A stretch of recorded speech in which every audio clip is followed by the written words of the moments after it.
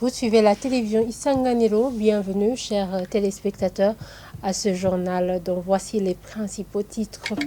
Plus de 15 milliards de francs bouts, c'est le montant nécessaire pour mettre en œuvre la stratégie nationale de développement des batois. Le Conseil des ministres tenu ce mercredi a analysé ce point. J'aurai les détails au cours de ce journal. La forte pression démographique qui s'observe dans la province Kayanza entraîne des conflits fonciers au sein des familles. Justine Komezadou Savé, conseiller chargé de l'administration et des finances, explique que l'administration continue à sensibiliser la population à suivre les programmes liés à la reproduction. Tout de suite, les détails.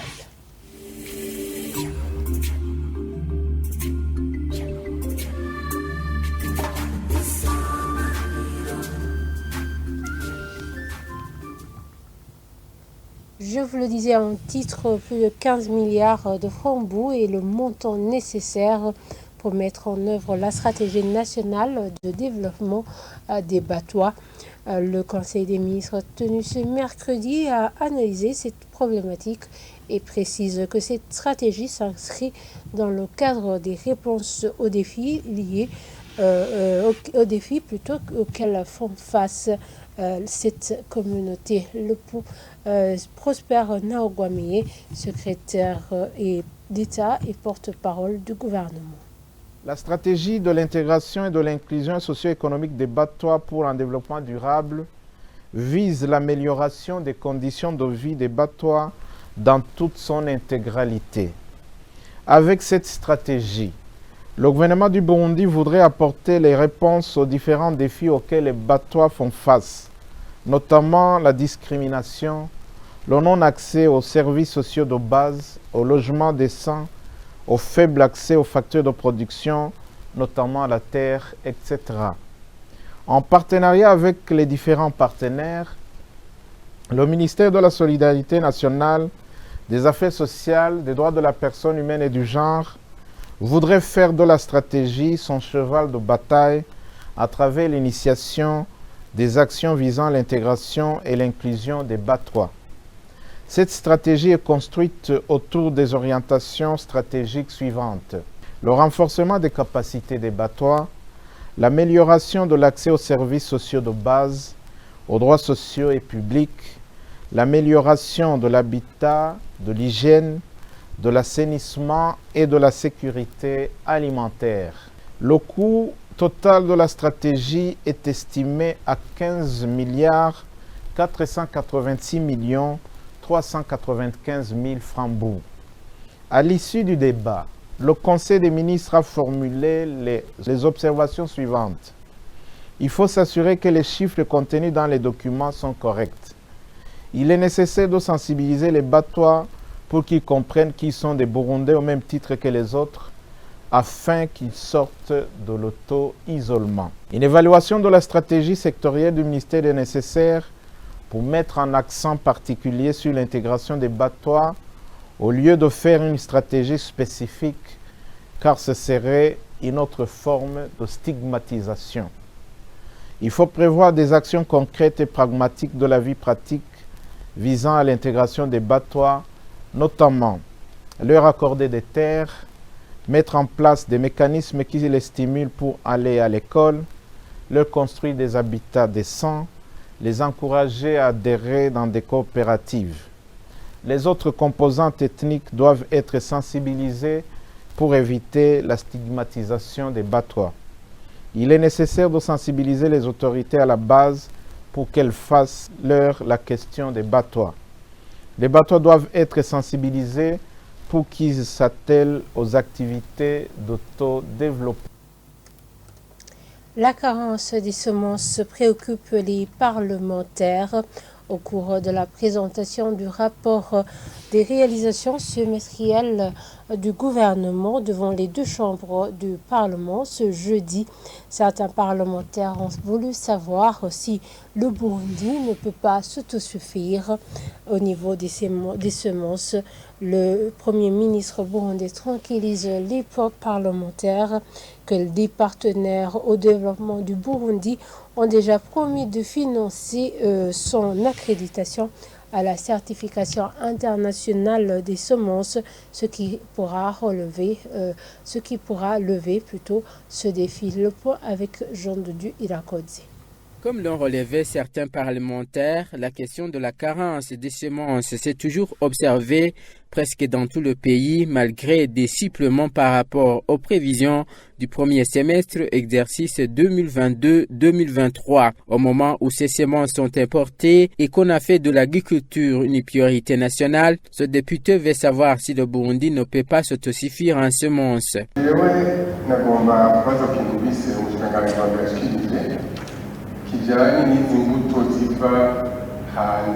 Ma question est relative à ce que le Premier ministre a relevé concernant les semences importées. J'étais en train de me demander s'il existe certaines semences produites par nos laboratoires. Ne serait-il pas possible de produire des semences de haricots et de maïs plus productives, car des incidents peuvent survenir au niveau diplomatique ou à d'autres niveaux. Je demande au Premier ministre si on ne peut pas essayer un laboratoire.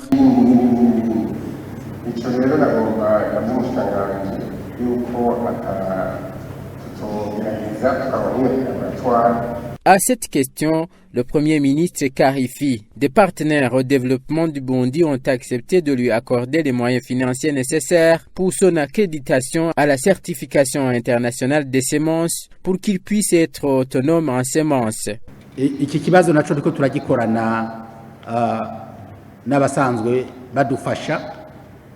Nous sommes en train de traiter cette question avec nos partenaires au développement pour payer les frais nécessaires à l'octroi de l'accréditation à la certification nationale des semences. Il s'agit de la certification internationale avec ses exigences. Pour que ces semences soient reconnues au niveau international, nous sommes en train de travailler avec eux et ils ont accepté de payer, si je ne me trompe pas, $1,5 million.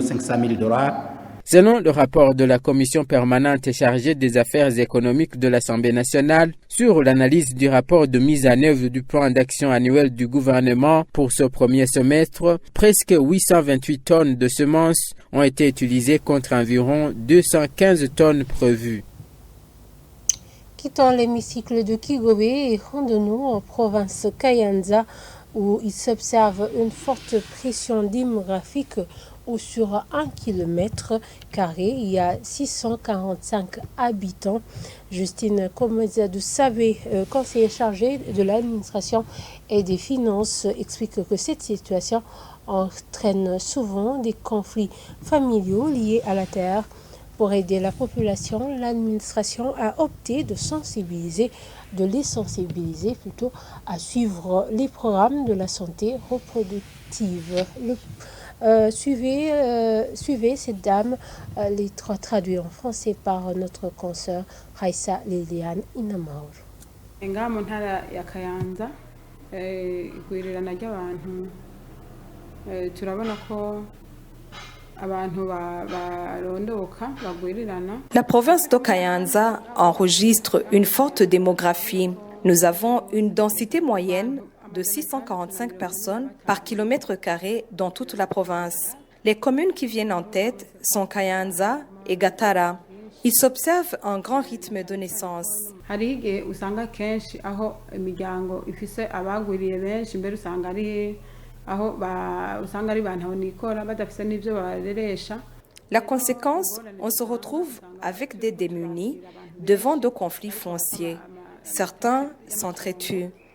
Il y a aussi ce phénomène des enfants en situation de rue à cause de cette surpopulation. Suite à ces conflits fonciers, les magistrats ne font que traiter ces dossiers, mettant de côté d'autres litiges.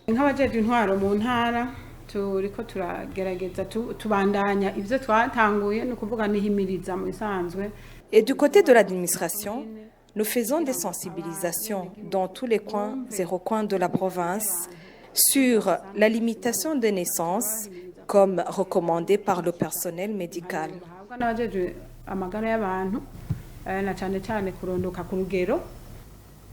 La page coopération pour clore ce journal, l'Union européenne a soutenu la deuxième phase du projet de résilience au Burundi après une année du début de la crise ukraino-russe.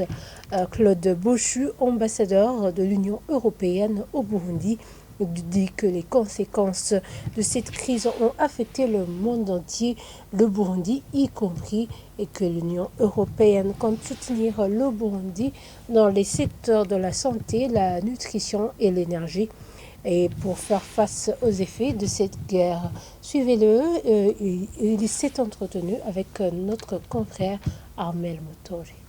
Les conséquences de cette invasion russe parfaitement illégale et injuste sont insoutenables pour les populations avant tout ukrainiennes. Elles se débattent au quotidien dans les difficultés d'approvisionnement, de chauffage. Leurs vies sont en péril. Plus de 3 millions d'Ukrainiens ont quitté leur pays, essentiellement des femmes et des enfants.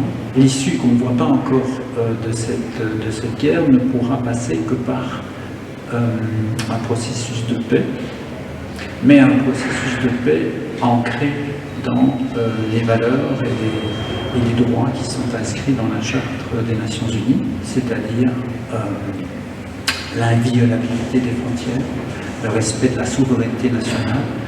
Et nous savons que ce sont des principes qui sont aussi chers au cœur des Burundais.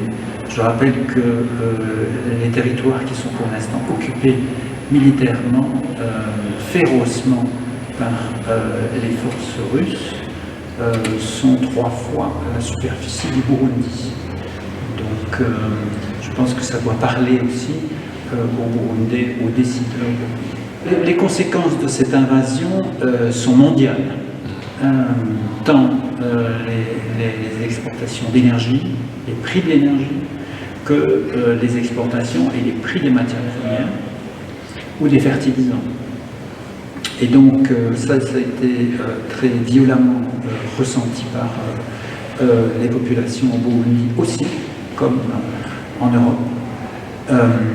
Et donc on a essayé de trouver quelques moyens, avec l'aide des Nations Unies et de la Turquie, pour à nouveau permettre aux exportations ukrainiennes, essentiellement de céréales, de parvenir à leur marché.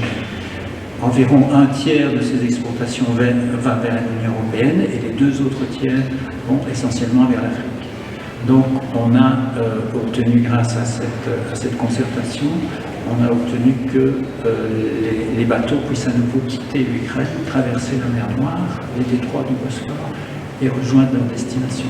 Par ailleurs, nous avons décidé à l'Union européenne, localement je dirais, de prévoir une deuxième phase dans le programme de résilience que nous avions mis en place ces dernières années. On a eu récemment, ici à Bujumbura, une journée de la résilience. D'ailleurs, il y avait un membre du gouvernement, M. le ministre de l'Énergie, qui était présent, et où nous avons expliqué, nous avons échangé sur les différents volets de ce programme de résilience, essentiellement santé, nutrition et énergie. Et donc ce programme-là va se poursuivre au Burundi. Et voilà, c'est ici que nous clôturons ce journal. Merci de nous avoir suivis et très bonne suite de programme sur la télévision Isanganiro.